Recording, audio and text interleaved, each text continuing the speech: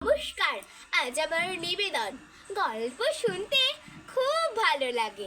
গল্প শুনলে মনটা ভালো হয়ে যায়। তাই বন্ধুরা শোনো গল্প বলা কবি সুকুমার রায়।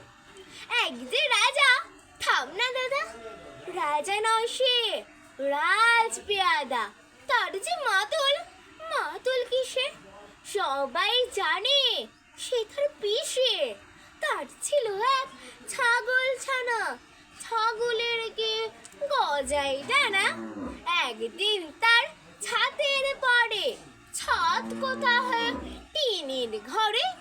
বাগানের এক উড়ে মালি নয় তো মেহের আলী।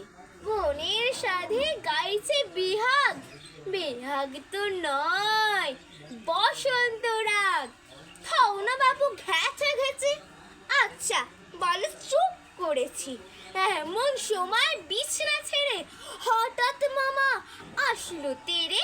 ধরলো সে তার ঝুটির গোড়া, কোথায় জোটে তাক যে ভরা। হোক না টেকো তোর তাতে কি, লক্ষ্মী ছাড়া মুখ ঢেকে ধরবো ঠেসে টুটির পরে। পিটবো তোমার মুন্ডু ধরে, কথার ওপর কেবল কথা। এখন বাবু পালাও কোথা।